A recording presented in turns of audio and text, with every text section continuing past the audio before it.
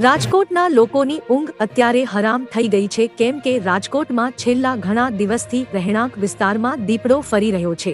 રાજકોટના કણકોટ અને કૃષ્ણનગર વિસ્તારમાં દીપડો લટાર મારી રહ્યો હોવાની વન વિભાગે પુષ્ટિ કરી છે। કૃષ્ણનગર વિસ્તારમાં માલધારીના વંડામાં દીપડાએ મારણ કર્યાનું પણ સામે આવ્યું છે। વંડાની અંદર દીપડાના ફૂટપ્રિન્ટ જોવા મળ્યા હતા। ખેડૂતો અને પશુપાલકોને પણ ધ્યાન રાખવા માટે વન વિભાગે અપીલ કરી છે।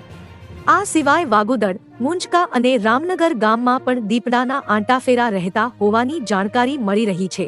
જે ગામોમાં દીપડો ફરી રહ્યો છે ત્યાંના સ્થાનિકોએ આખી રાત ભયના ઓથાર નીચે કાઢી રહ્યા છે। દીપડાને પકડવા વન વિભાગે પાંજરું પણ ગોઠવી દીધું છે। સાંજના સમયે દીપડો બહાર નીકળતો હોવાથી લોકોને સાવચેત રહેવા અપીલ કરી છે। જો કે હજુ સુધી માનવ પર દીપડાએ હુમલો કર્યાની કોઈ ઘટના સામે આવી નથી। તો મિત્રો, હાલ માટે આટલું। મળીશું નવી અપડેટ સાથે જ। જો તમને અમારા વિડીયો પસંદ આવતા હોય તો વિડીયોને લાઈક કરી દેજો અને ટુડે ગુજરાત ન્યૂઝ ચેનલને સબસ્ક્રાઇબ કરી બાજુમાં આવેલા બેલ આઇકોનને દબાવી દો, જેથી તમને આવા સમાચારની અપડેટ મળતી રહે।